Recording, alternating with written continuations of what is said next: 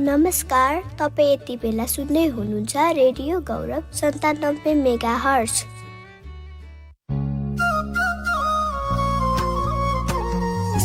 कला, साहित्य, राजनीति, संस्कृति र सामाजिक विकास विषय विज्ञहरूसँगको कुराकानी, घटना परिघटना, समय सान्दर्भिक विषय वस्तुमाथिको चिरफार कार्यक्रम सीधा संवाद। सीधा संवाद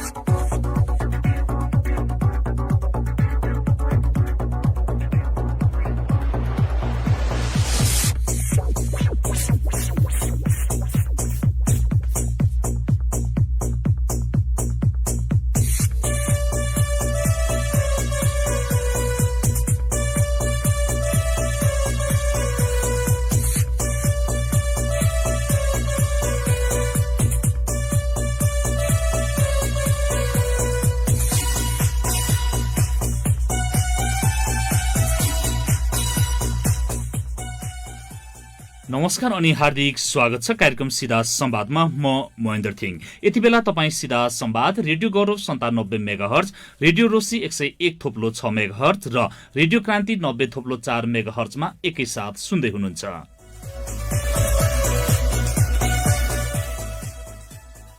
गत वर्षको महामारीबाट पाठ सिकेर तयारी गर्न सकेको भए सायद यति बेला सबै प्रकारका शैक्षिक तहहरूमा हाम्रो शिक्षा प्रणालीले यति धेरै समस्यासँग जुझ्नु पर्ने थिएन। गत वर्ष यस्तो महामारी आउँदा हामीलाई यसको धेरै जानकारी थिएन, भएन र जसको कारण हामी अलमलमा पर्नु स्वाभाविक नै थियो। महामारी दोहोरियो, तर हामीले गत वर्षको सिकाइबाट अहिले केही थप राम्रो गर्न सकेको अवस्था पनि छैन। कक्षा 10 र 12 को परीक्षा होस् वा उच्च शिक्षकको शिक्षण सिकाइ र परीक्षा होस् वा विद्यालय तहको शिक्षण सिकाइ, सबै पक्षमा हामी अहिले पनि गत वर्षकै जस्तो अन्यल र अलमलको अवस्थामा नै छौं।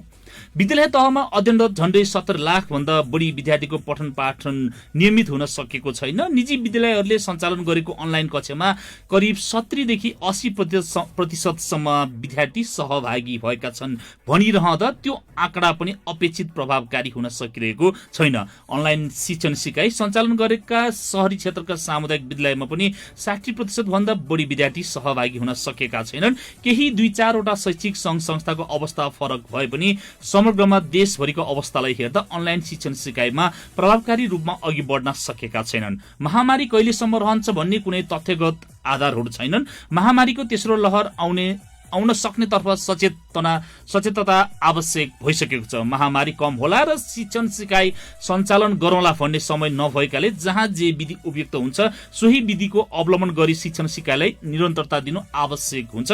यसैबीच यति बेला उच्च शिक्षामा के भइरहेका छन् त? शिक्षण सिकाइको क्रियाकलाप अनि परीक्षाहरू कतिको प्रभावकारी हुन सक्छ अनलाइन शिक्षण सिकाइ उच्च शिक्षाको हकमा? समग्रमा कस्तो छ त काभ्रे जिल्लामा उच्च शिक्षा हासिल गर्नको लागि शैक्षिक संस्थाहरूको अवस्था? यी र यस्तै समसामयिक विषयवस्तुमाथि सिधा कुराकानी गर्न यति बेला हामीसँग प्रत्यक्ष टेलिफोन सम्पर्कमा हुनुहुन्छ नेपाल पब्लिक क्याम्पस संघ केन्द्रीय समितिका वरिष्ठ उपाध्यक्ष, त्रिभुवन विश्वविद्यालय प्राज्ञिक परिषदका प्राज्ञिक सदस्य एवं काभ्रेपलाञ्चोक जिल्ला स्थित पनौतीमा रहेको तेजगंगा क्याम्पसका संस्थापक क्याम्पस प्रमुख डाक्टर अम्बुभवानी कार्कीज्यू। डाक्टर साहब, स्वागत छ यहाँलाई कार्यक्रम सीधा संवादमा। हजुर नमस्कार। कोरोना संक्रमणको उच्च जोखिमसँगै बन्द हुने शैक्षिक संस्था अनि सबैभन्दा अन्तिममा खुल्ने पनि शैक्षिक संस्था, यो सन्दर्भमा उच्च शिक्षाको देशैभरिको समग्र अवस्था यति बेलाको कस्तो रहेको छ, यहाँले कसरी बुझिराख्नु भएको छ डाक्टर साहब? अब शैक्षिक संस्थाहरूमा +2 को भन्दा ब्याचलर लेभल, डिग्री लेभलमा अलिकति मार परेको छ। जाँच 10 गतेदेखि जाँच त छ, तर एउटा शैक्षिक सत्र चाहिँ बिग्रिसकेको अवस्था जस्तो छ। किनभने कि 2टा फर्स्ट इयर छन् हाम्रो अहिले। अब त्यस्तो अवस्था छ। अब अनलाइन शिक्षा त चलिरहेको छ। अनलाइनबाट परीक्षा त्रिभुवन विश्वविद्यालयले लिन सकिरहेको छैन अहिले तत्कालै। अब +2 ले चाहिँ पर्सि 31 गतेदेखि 12 को लिनको, पोहोरको पनि शैक्षिक सत्र गएन, पोहोर पनि लिएको क्याम्पसमै भौतिक क्याम्पस स्कुलमै भौतिक रूपमै परीक्षा लिएको अहिले पनि भौतिक रूपमै लिने योजना छ। तर त्रिभुवन विश्वविद्यालय भौतिक रूपमै 10 गतेदेखि लिँदैछ। त्रिभुवन विश्वविद्यालयको गर्दा गर्दै पनि शैक्षिक क्षेत्र गइसकेको अवस्था छ भने प्लस 2 को गएको छैन। त्यसरी र शैक्षिक संस्थामा विद्यार्थीहरूलाई अलिकति अन्यल जस्तो छ। अब नपढिकन पास जस्तो पनि हुने।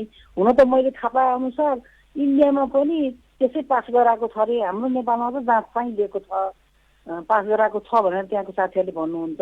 यसरी चलिराखेको छ। हामीले अनलाइन चलाइराखेका छौँ। अफिसको प्रशासन चाहिँ खोलेका छौँ। अब पठन पाठन नहुँदाखेरि विद्यार्थीलाई मर्का परेको छ। अब नपढिकन पनि जाँच दिन परेको, नपढिकन पास भएको, अब क्वालिटी खस्किएको छ देशैभरि। हजुर, भनेपछि जसरी 2076 सालमा ब्याचलर प्रथम वर्ष स्नातक प्रथम वर्ष भर्ना भएका विद्यार्थीहरू अहिलेसम्म परीक्षा दिन सकेका छैनन्, त्यसो हो भने? हजुर, भनेपछि 3 वर्ष भयो फर्स्ट इयरमा भर्ना भएको मात्रै। हजुर, 10 गतेदेखि दिँदैछन्। हजुर, अब यो श्रावणको 10 गतेबाट दिँदैछन्। यो कसरी दिँदैछन्? यो अनलाइनबाट दिँदैछन् कि अथवा यो भौतिक रूपमा उपस्थित भएरै दिँदैछन् डाक्टर साहब? भौतिक रूपमा उपस्थिति भएरै दिएको। पोहोरको पनि दिएको छ, यसपालिको पनि दिएको छ। तर सही छ त बिग्रिसकेको छैन, बिग्रिनेवाला चाहिँ छ, त्यति हो। तर जाँच चाहिँ 10 गतेदेखि छ। हजुर, भनेपछि अब यो विद्यालय तहमा जसरी विद्यार्थीहरूलाई सरसर्ती पास गरिएका छन् आन्तरिक मूल्याङ्कन भन्दै, त्यो रोग उच्च शिक्षामा पनि सर्ने सम्भावना कतिको बढ्दैछ? बढ्दैन, भौतिकै गर्ने भन्ने निर्णय भयो। भौतिकै गर्ने, जाँच दिनै पर्छ, लिनै पर्छ। बरु नम्बर थोरै धेरै देइले कुरा अनलाइन व्यवस्था नभएछ भौतिकै गर्ने भनेर भौतिकै सुरुवात छ। भनेपछि यो जसरी विद्यार्थीहरूलाई भौतिक रूपमा उपस्थित गराएर परीक्षा गराउँदै गर्दाखेरि कोरोनाको दोस्रो लहरको अन्त्यतिर अनि तेस्रो लहरको सुरुवाती दिनमा हामी छौँ है भनिरहँदाखेरि अब यसले के प्रभाव पर्ला, अथवा यो जुन कोरोनाको सङ्क्रमणको दरलाई केही हदसम्म यसले झन प्रभाव पार्दै बढ्ने सम्भावना बढ्ला नबढ्ला, के कसरी आकलन गर्नुभएको छ? दूरी मेन्टेन गरेर सेनिटाइजर गरेर एउटा बेन्चमा एकजना राख्दाखेरि पोहोर पनि केही नभएको हो। यसपालि पनि अब केही हुँदैन भन्ने मानसिकता छ।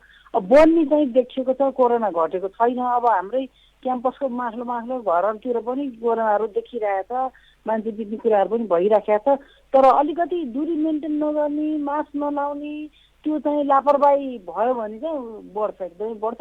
विद्यार्थीहरूमा हामीले त्यो गर्न दिएका छैनौँ। पोहोर पनि दिएनौँ, यसपालि पनि दिएनौँ। पोहोर पनि हामीले 12 को जाँच भौतिकै क्याम्पसमै लिएको हो। मास्कको प्रयोग एउटा बेन्चमा एकजना गर्दा त्यस्तो केही भएन। अब यसपालि के हुन्छ? हजुर डाक्टर साहब, अब यो यति बेला देशैभरि सानो नर्सरीमा पढ्ने नानी बाबुदेखि लिएर उच्च शिक्षासम्मका विद्यार्थीहरूसम्मलाई पनि अनलाइन शिक्षण सिकाइको क्रियाकलापमा सहभागी गराउने क्रमहरू जारी भइराखेको अवस्था छ। यो दोस्रो पटकको प्रयास पनि हो। पहिलो लहरमा हामीले त्यति सिक्न सकेनौँ, गर्न सकेनौँ, तर दोस्रो लहरमा केही प्रतिशत बढ्दै आएको छ यसमा सहभागिता। अनि शिक्षण सिकाइको क्रियाकलापमा सहभागी हुने गुरुवर्गहरू पनि अनि शैक्षिक संस्थाहरू पनि, यो सम्बन्धमा चाहिँ यहाँको धारणा कस्तो रहेको छ? अब यो राम्रो हो। अब युग अनुसार अनलाइन सिस्टममा जानै पर्छ। अनलाइनलाई इफेक्टिभ बनाएर अगाडि बढ्नुपर्छ। र पनि बच्चाहरूको लेभलमा यो एकदम इफेक्टिभ भइराखेको छैन। यसले चाहिँ प्रभावकारिता देखाउन सकेका छैन। ठुलाहरूमा पनि छैन। जसरी भौतिक पढाउँदा हुन्छ, अनलाइनमा आधा मात्रै विद्यार्थीले सिक्ने जस्तो भएको छ। त्यति सफल चाहिँ छैन अनलाइन। र पनि चाहिन्छ, अब युगको माग अनुसार पनि चाहिन्छ। कोरोना भए पनि नभए पनि अनलाइन सिस्टम विकसित हुनुपर्छ। हजुर, भनेपछि यो अनलाइन भनेको चाहिँ नहुनु मामा भन्दा कानो मामा जाति भन्ने जस्तै हो यो अहिलेको अवस्थामा त त्यही। हजुर डाक्टर साहब, उच्च शिक्षाको लागि धेरै विद्यार्थीहरू सहर केन्द्रित अथवा सङ्घीय राजधानीतिर तेर्सिने गरिन्छ। काभ्रे जिल्लासम्म पनि यो नजिकै जोडिएको जिल्ला भएकोले पनि हुनसक्छ। बिहानैदेखि उच्च शिक्षाको लागि भन्दै विभिन्न शैक्षिक संस्थाहरूको यातायातको साधनहरू आउने गरेको देखिन्छौँ हामीले। यो सन्दर्भमा यो काभ्रे जिल्लामा यो शिक्षाको उच्च शिक्षाको अवस्था त्यति राम्रो नभएर त्यसो भएको हो, या यो नानी बाबुहरू अर्थात् विद्यार्थीहरूमा सहर केन्द्रित हुने जुन एक प्रकारको अभिलाषा भएर यसो भएको हो? सहर केन्द्रित अभिलाषै हो। किनभने जागिर सुविधा सबै सहरी क्षेत्रमा हुन्छ, ग्रामीण क्षेत्रमा हुँदैन। अनि हाम्रो काभ्रे जिल्ला पनि उपत्यका बाहिर पर्छ। यसमा पनि अझ पनौती नगरपालिकामा त औद्योगिकरणको विकास भएको छैन। सहरीकरण भइसकेको छैन। विद्यार्थीले उच्च शिक्षाका विद्यार्थीले जागिर खाँदै पढ्दै गर्न पनि खोज्छ, उनीहरू खुट्टामा उभिन पनि खोज्छन्, त्यो पनि एउटा कारण। र अर्को कुरो क्वालिटीको कुरा गर्ने हो भने काभ्रे जिल्लामा पनि क्वालिटी नभएको होइन, तर त्यो क्वालिटी नजिकको तीर्थ हेला भने जस्तो सहरी क्षेत्रमा गएर पढेपछि आफू विकसित हुन्छ भन्ने विद्यार्थीको मानसिकता पनि हटेको छैन। अनि अर्को कुरो के पनि सम्म हुन्छ भने अलिकति धन सम्पत्ति भइसकेपछि थोरै पब्लिक क्याम्पसहरूले थोरै फी लिइरहेको हुन्छ, अनि उनीहरूलाई चाहिँ इज्जत जाने जस्तो अब हाम्रो क्याम्पसमा सम्पूर्ण सुविधा हामीले दियौँ। 57 सालदेखि नै मार्केट बोर्ड सुरु गरेको क्याम्पस हो। यसमा आउँदाखेरि अब हामीले त गरिबदेखि धनीसम्म समेट्ने गरी गरे हुन्छ होइन। अनि पैसा हुने खानेहरूले चाहिँ त्यो सामान्य मान्छे पढेपछि चाहिँ खातेको क्याम्पससम्म भनेको सुनेको छु मैले, किनभने खातेहरू पढ्ने क्याम्पस भनिदिने।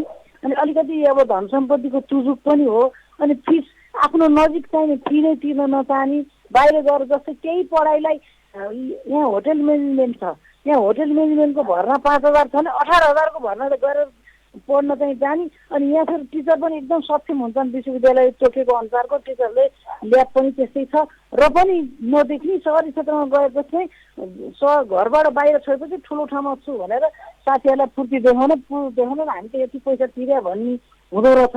यहाँ चाहिँ नतिर्ने, त्यस्तो कारणले पनि यो पलायन हुने क्रम जारी भइरहेको छ। हजुर, अब यसरी सहरमै उच्च शिक्षाको जसरी गुणस्तरको कुरा गरिरहँदाखेरि अझै राम्रो हुन्छ र भविष्य पनि सुनिश्चित हुन्छ भन्दै सहर केन्द्रित हुने विद्यार्थीहरूलाई चाहिँ यहाँ के भन्न चाहनुहुन्छ? सहर केन्द्रित भने विद्यार्थीहरूलाई आफ्नो ठाउँमा पनि विकास गर्नुपर्छ, आफ्नो ठाउँमा पनि विकास हुन्छ। हुन त जति सुविधा सम्पन्न सहरमा गइसकेपछि जे सुविधा पनि पाउने, पढाइ मात्रै नभएर अब हेर्न घुम्न डुल्न पनि, र घरबाट अलिक टाढा गइसकेपछि बाबुआमाले खाना पाउने हुन्छ, अलिकति भड्किन पनि पाइने अवस्थाहरू र स्वतन्त्रता बढी खोज्नको लागि जानेहरूलाई चाहिँ म के भन्न चाहन्छु भने आफ्नो ठाउँमा पनि उचित राम्रो शिक्षा छ। जस्तै अहिले कोरोनाले गर्दाखेरि नजिक त आउनु पर्यो नि, होम सेन्टर भइदिएको भए हुन्थ्यो जस्तो भयो। त्यसलाई विकसित गर्नको लागि पनि र आफ्नो ठाउँको शिक्षा पनि राम्रो छ र यहाँ पनि क्यापेबल टिचरहरू छन्, राम्रो पढाइ भइरहेको छ, राम्रो छ भनेर चाहिँ बुझ्नुपर्छ भन्ने मलाई लाग्छ। किनकि अब तेजगङ्गा बहुमुखी क्याम्पसले क्वालिटी सर्टिफिकेट पनि अन्तिम चरणमा पुगिसकेको छ, साइकल कम्प्लिट गरेको छ। यो भनेको अन्तर्राष्ट्रिय स्तरमा हो। अब के प्राप्त नभएका क्याम्पस स्कुलहरूमा पढेका सर्टिफिकेटहरूलाई अन्तर्राष्ट्रिय क्षेत्रमा मान्यता दिँदैन, दिएको पनि छैन र क्वालिटी सर्टिफिकेट पाएकाहरूको दिन्छ। जस्तै काभ्रे जिल्लामा 2टा भइसक्यो भने पनि हुन्छ, एउटा काभ्रे बहुमुखी क्याम्पस, एउटा तेजगङ्गा बहुमुखी क्याम्पसले को सर्कल पार गरिसकेको छ।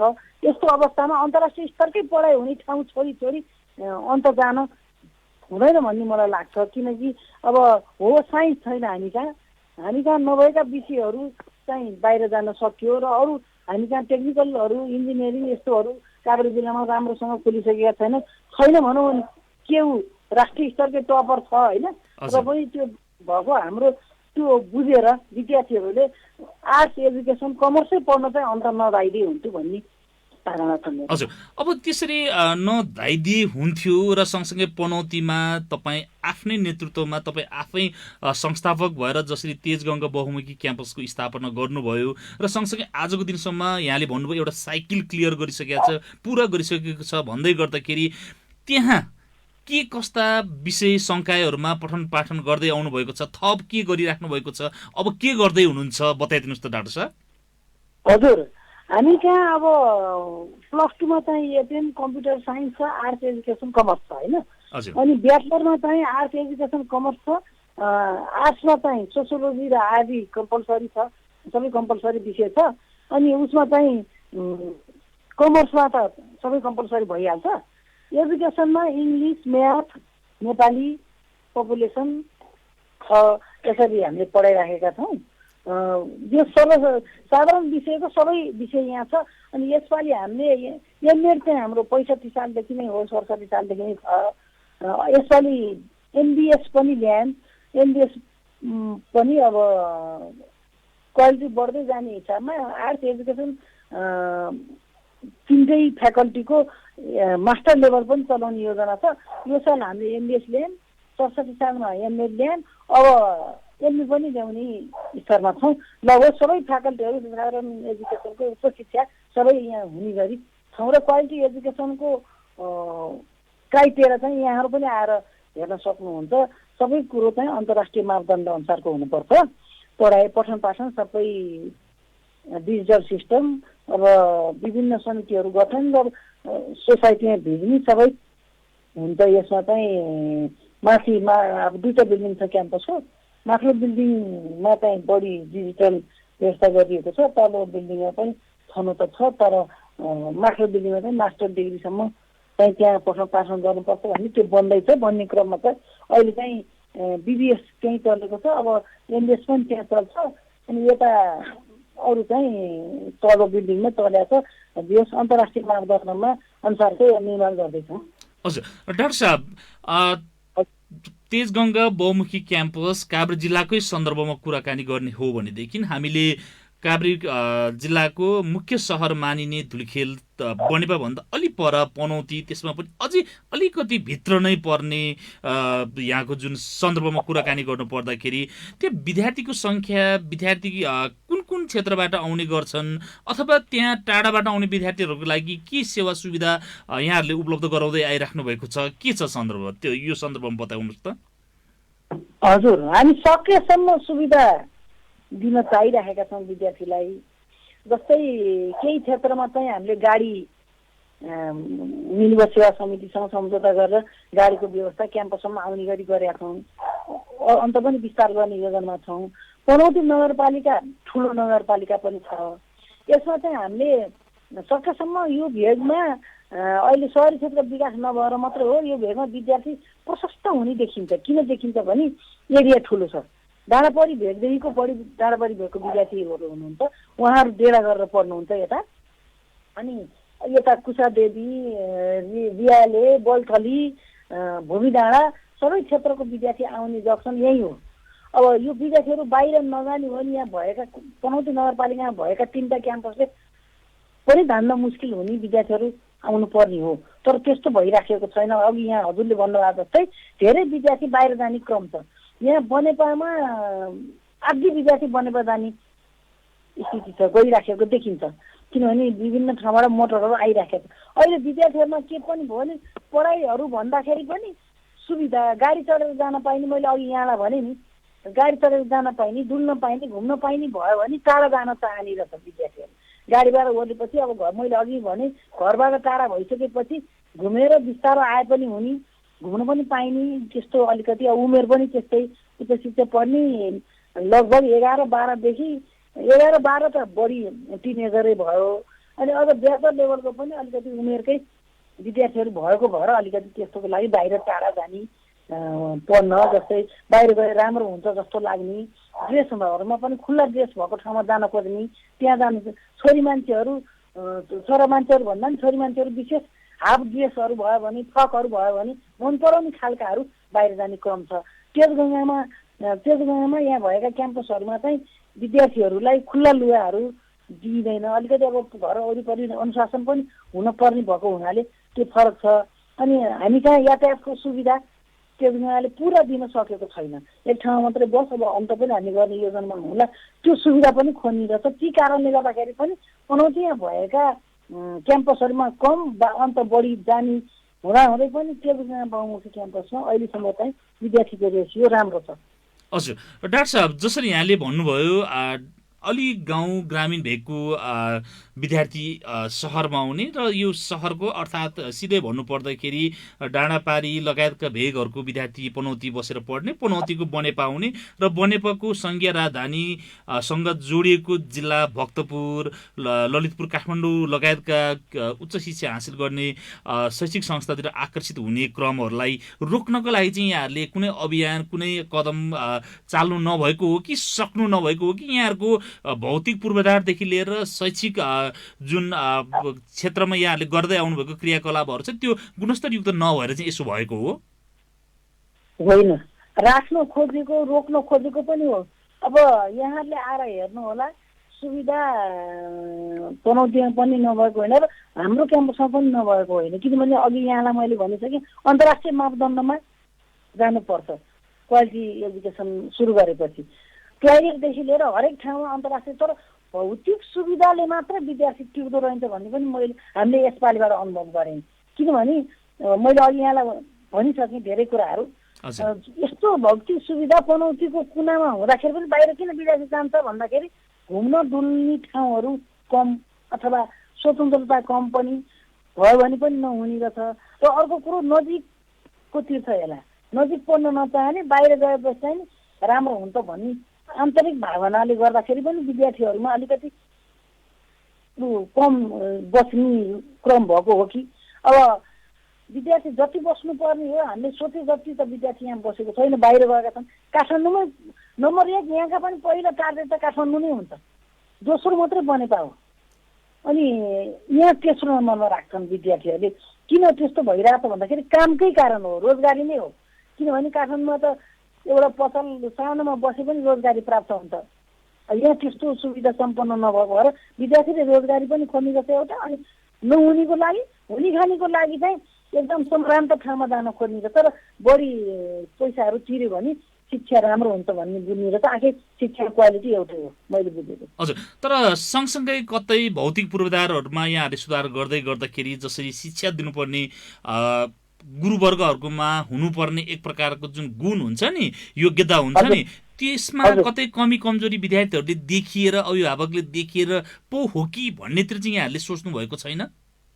सोचेको छ, सोधेर हामीले सुधार पनि गरिरहेछौँ। टिचरहरूलाई ट्रेनिङ दिनुपर्छ भनेर पनि लागिराखेका छौँ। विद्यार्थीहरूलाई फलानु टिचरले पढाएको कस्तो छ तिमीहरूलाई चित्त बुझ्यो बुझेन होला म आफैले पनि सोध्ने गरेको छ। तर अब धेरै विद्यार्थीहरू 75% विद्यार्थीले मन पराएको छ भने 25%लाई चाहिँ त्यति वास्ता गरिँदैन, अथवा 10% पनि हुँदैन। त्यतिलाई चाहिँ तपाईँले यो चाहिँ अलिकति व्यक्ति चित्त नबुझेर हो कि पनि भनेका छौँ। र बढी टिचरहरू बाहिरबाटै आउनुभएको छ, केही स्थानीय हुनुहुन्छ।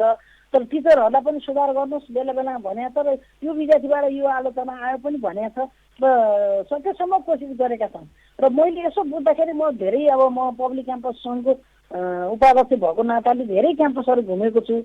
यहाँ पनौतीमा पनि त्यस गुणमा पढाउने प्रोफेसरहरू टिचरहरू अन्तको भन्दा कुनै पनि क्याम्पसहरूकोमा कम छैन।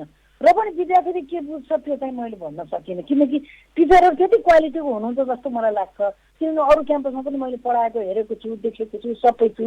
अब हामी जहाँ पनि विद्यार्थीहरूलाई ट्रेसिङ गर्न पनि दिएको छ। विद्यार्थीलाई एउटा पाना 7 दिनसम्म लेखेर कुन टिचर कति बजे आउनुभयो, कति मिनट ढिला गर्नुभयो, कति मिनट पढाउनु भयो, कति चाँडै जानुभयो भनेर लेखेर दिने दिनमा विद्यार्थीलाई दिएर प्रत्येक हप्ताको आइतबार दिएर शुक्रबार लिने गरेको छ। त्यसबाट हामीले होमवर्क गर्ने गरे पनि छ। त्यो गर्दाखेरि पनि अब कति भएको भन्दाखेरि अरूभन्दा पनि केही मलाई चाहिँ रोजगारी एउटा लाग्छ। अर्को कुरो बाहिर गएपछि ठुलो हुन्छ, राम्रो हुन्छ र यहाँ देखिँदाखेरि म त यस्तो ठाउँमा पढ्ने भन्ने हुन्छ भन्ने पनि एउटा। र अर्को कुरो विद्यार्थीलाई के चित्त बुझेको छैन भन्ने कुरोहरू पनि हामी अनुसन्धान गर्नुपर्ने हाम्रो आरएमसी पनि भएको हुनाले अनुसन्धान पनि गर्दैछौँ। हजुर डाक्टर साहब, आजको स्थापना कालदेखि आजको दिनसम्म आइपुग्दाखेरि तेजगङ्गा बहुमुखी क्याम्पसले कति विद्यार्थीलाई दिसित गर्न सफल हुनु भइसकेको छ? विद्यार्थी त गण्यौँ भनेदेखि त हजारौँ भए सर। किनभने अब यसपालि पनि अब बिबिएसमै 32 जना पास भए। विद्यार्थी 80 जाँचै दिने चाहिँ त्यही 65-66 हाराहारी होला, त्यो पनि छैन। 32 जना पास भए, 50 त गैर पनि पास भएको छ, 90% पास भएको छ। त्यो हिसाब गर्दाखेरि हामीले आजसम्म 57 सालदेखि आजसम्म हजारौँ विद्यार्थी चाहिँ ब्याचलर गराएर कटाइसक्यौँ। ती विद्यार्थीहरू कहाँ के गर्दैछन्, उहाँहरू जसरी जुन उद्देश्यले त्यहाँ पढ्नको लागि आउनुभयो र यहाँहरूले दिसित गरेर पठाउनु भयो, त्यो अनुरूपको उद्देश्य प्राप्तिमा छन् या छैनन्, त्यो चाहिँ यहाँहरूले हिसाब किताब राख्नु भएको छ कि छैन? यो क्वालिटी एजुकेसनमा मैले अघि हजुरलाई भने विश्वविद्यालय अनुदान आयोगले विद्यार्थीको बायोडाटा लिन्छ। तपाईँको विद्यार्थी कहाँ बाहिर खाँदैछ, तपाईँको विद्यार्थीले के गर्दैछ, के गरेर बसेको छ, सबै सोध्ने उहाँहरूको व्यक्तिगत विवरण लिएर हामीले चाहिँ बुझाउँछौँ। अहिले हाम्रो विद्यार्थीहरू डिएसपी एसपीसम्म पुगिसक्नुभयो, प्राचार्यहरू पनि भइसक्नुभयो, क्याम्पससिप पनि भइसक्नुभयो। धेरै अहिले मैले गर्दाखेरि 10-15 जना त उच्च माविको प्राचार्य भइसक्नुभयो। क्याम्पससिपहरू पनि भइसक्नुभयो। जस्तै कुसादेवी क्याम्पसको क्याम्पससिप पनि तेजगङ्गाकै विद्यार्थी हो। पहिला भुम्लु क्याम्पस स्थापना गर्ने क्याम्पससिप पनि तेजगङ्गाकै हो। अनि उच्च मावि पनि धेरै, मलाई सबैको नाम कण्ठ भएन, त्यहाँ पुगेको छ शिक्षा क्षेत्रमा भने अन्य क्षेत्र आर्मी प्रहरीमा पनि अफिसर लेभलमा डिएसपी, आर्मीमा पनि मेजरसम्म भइसकेका त महिलाहरू पनि मेजर क्याप्टेन भइसकेका छन्। तेजगाँको विद्यार्थी कुनै पनि मैले थाहा पाए अनुसार ब्याचलर लेभल सिद्ध्याउनेहरू एउटा न एउटा काममा हुनुहुन्छ र पनौती नगरपालिकाभरि जहाँ जाउँ तेजगाँकै टिचर देख्छु, कि बिएड पढेका टिचरहरू देख्छु, एमएड पढेका टिचरहरू देख्छु र अन्त पनि काभ्रे क्याम्पस यता पनि तेजगाँका विद्यार्थी थुप्रो चाहिँ एकदम विकसित अवस्थामा देख्दाखेरि मन आनन्द भइरहेको छ। खासै अल्पमतलाई त गनिएन, बहुमत हिसाबमा चाहिँ एकदमै विकसित ठाउँहरूमा ब्याङ्कमा, अब जस्तै ब्याङ्कमा पनि वाणिज्य ब्याङ्क बनेपाको शाखाको त्यो जीवनमान समिति पनि हाम्रै क्याम्पसको विद्यार्थी हो, अनि बिजुला भन्ने पनि हाम्रै क्याम्पसको विद्यार्थी हो। नेपाल ब्याङ्कमा पनि छन्, सबै ब्याङ्कहरूमा पनि तेजगाँले भरिएको छ। स्कुलहरूमा पनि तेजगाँकै विद्यार्थी, जहाँ जहाँ आफ्नो विद्यार्थीहरू देखिन्छ त्यसको अर्थ 57 सालदेखिका विद्यार्थीहरू सबै आफ्नो ठाउँमा विकसित जीवन बिताइरहेका छन्। हजुर डाक्टर साहब, हालसालै तेजगङ्गा बहुमुखी क्याम्पसले व्यवस्थापन संकायमा एमबिएसको अनुमति प्राप्त गर्नुभएको छ। यस कार्यक्रमलाई अब कसरी अगाडि बढाउँदै हुनुहुन्छ, के गर्दै हुनुहुन्छ, यहाँहरूको योजना के छ? हजुर धन्यवाद। यो चाहिँ एकदम विकसित ढङ्गबाट अगाडि बढाउने लक्ष्यमा छौँ र सेठै फेर्ने अवस्थामा पनि छौँ। हाम्रो ब्याचलर पढाएका टिचरहरू कम मात्र राखेर बाहिरको टिचरहरू, राम्रो खालको विकसित टिचरहरू ल्याएर यसलाई चाहिँ एकदम क्वालिटीयुक्त ढङ्गबाट साँच्चै एमबिएस पढिसकेपछि, जस्तै अहिले त्रिभुवन विश्वविद्यालयमा बाहेक अन्त विकसित छैन जस्तो हामीलाई लाग्छ, तर त्यो जस्तै गर्ने गरी हामीले चाहिँ यहाँ हाम्रो एमबिएस चलाउने योजनामा छौँ र यसलाई एकदम विकसित ढङ्गबाट चलाउने। टिचरहरू पनि अब प्रमोद सर पिएचडी गर्नुभएकै सरको हामीले पेस गरेका छौँ, अनि एमफिलको 2-3 जना छौँ। एमफिल पिएचडीलाई बढी मान्यता दिने हिसाबमा अगाडि बढिरहेका छौँ। शुल्कको सन्दर्भमा के छ यो? जसरी नयाँ शुल्क सेमिस्टरको काभ्रे क्याम्पस तेजगङ्गा बराबरै गर्नुपर्छ होला। काभ्रे हाम्रो एमएडमा जस्तो छ त्यस्तै गर्छौँ, शुल्क कमै गर्छौँ जस्तो लाग्छ अहिलेसम्म चाहिँ। शुल्क धेरै एक सेमिस्टरको धेरै पऱ्यो भने 20-25 हजारसम्म पर्ला। हजुर, ट्याक्कै यति नै हुन्छ भनेर चाहिँ यहाँले निर्णय गराइसक्नु भएको छैन? निर्णय गराइसकेको 6 महिनाको यति भन्ने। अब जस्तै एक सेमिस्टर पढाउने भएको भएर एक सेमिस्टरको यति भनेर सेमिस्टरकै तोक्ने। अब मिनिमम 20 सम्म हुन्छ होला। हजुर, हामी अन्ततिर आइपुगिसकेका छौँ। डाक्टर साहब, छोटोमा बताइदिनुहोस् न, अब तेजगङ्गा क्याम्पसको भावी योजनाहरू के रहेका छन्, कसरी अगाडि बढ्दै हुनुहुन्छ शैक्षिक क्षेत्रमा? अब हामी सकेसम्म शैक्षिक केन्द्रको रूपमा एकदमै अगाडि बढ्ने योजनामा छौँ। पहिला त हामी विश्वविद्यालयसँग बन्ने इच्छामा पुग्छौँ। क्वालिटी एजुकेसन ल्याइसकेपछि स्वायत्त संस्था बन्न पाइन्छ। जस्तै बुटोल वाणिज्य क्याम्पसले आफैले क्वेसन बनाउन, आफैले पर्चा लिन्छ, तर आफैले गर्न थालिसक्यो। हामी पनि त्योसम्म जाने हाम्रो केन्द्रबिन्दु छ। हामी सकेसम्म टेक्निकल विषयहरू पनि ल्याउने योजनामा छौँ। कसरी चाहिँ अब यो ठाउँलाई शिक्षाको विकास गर्न सकिन्छ र यो क्याम्पसलाई कसरी एक्सटेन्सन गर्न सकिन्छ र यहाँ वरिपरिका सबै क्याम्पसहरू स्कुलहरूको माउ कसरी बन्न सक्छ भनेर चाहिँ हामी योजनाहरू बनाउनको लागि सोच र अनुसन्धान गर्दैछौँ र ती बारेमा हामी घोरेर लेख्दैछौँ र कसरी अगाडि कुन विषय चाहिँ यो ठाउँलाई सुट गर्छ। अब विषय ल्याउँला, विद्यार्थी नपाउँला, त्यो विद्यार्थी आउने पनि र पाइने पनि विषय के छन् भनेर खोज्दैछौँ। हस् डाक्टर साहब, यहाँको अत्यन्त महत्त्वपूर्ण समय अनि संवादको लागि यहाँलाई धेरै धेरै धन्यवाद। हजुर, यहाँलाई पनि एकदम धन्यवाद। सम्झेर चाहिँ तेजगाँ बहुमुखी क्याम्पसलाई छानेर आज जुन कुराहरू सोध्नुभयो यसको लागि म गौरव एफएम होइन त, हजुर गौरव एफएमलाई एकदमै धन्यवाद दिन चाहन्छु र यो एफएम अगाडि बढ्दै जाओस् र जसरी तेजगाँ अगाडि बढ्दै गएको छ यहाँहरूको एफएम पनि अगाडि बढ्दै जाओस् भन्दै धन्यवाद, नमस्कार। हस् नमस्कार। समसामयिक विषयवस्तुमाथि सिधा कुराकानी गर्न यति बेला हामीसँग प्रत्यक्ष टेलिफोन सम्पर्कमा हुनुहुन्थ्यो नेपाल पब्लिक क्याम्पस सङ्घ केन्द्रीय समितिका वरिष्ठ उपाध्यक्ष, त्रिभुवन विश्वविद्यालय प्राज्ञिक परिषदका प्राज्ञिक सदस्य एवं काभ्रेपलाञ्चोक जिल्ला स्थित पनौतीमा रहेको तेजगङ्गा क्याम्पसका संस्थापक क्याम्पस प्रमुख डाक्टर अम्बुभवानी कार्कीज्यू। यी र यस्तै विषयवस्तुसँगै आजको सिधा संवादबाट प्राविधिक कक्षमा रहेर सहयोग गर्नुहुने रेडियो गौरव 97 मेगाहर्जका रवि थिताल, रेडियो रोसी 101.6 मेगाहर्जका शोभा हुमगाई र रेडियो क्रान्ति 90.4 मेगाहर्जका नकुल लामालाई धेरै धेरै धन्यवाद। यतिन्जेल विभिन्न माध्यमबाट कार्यक्रम सुनेर अनि फेसबुक पेज मार्फत हेरेर पनि साथ दिनुभयो तपाईँ सम्पूर्णलाई पनि धन्यवाद। यो अङ्क आज साँझ 7 बजेदेखि 7:30 बजीसम्म पुनः सुन्न सक्नुहुनेछ।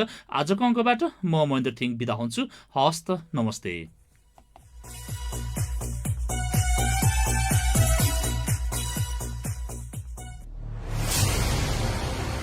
Radio Gaurav studio time it's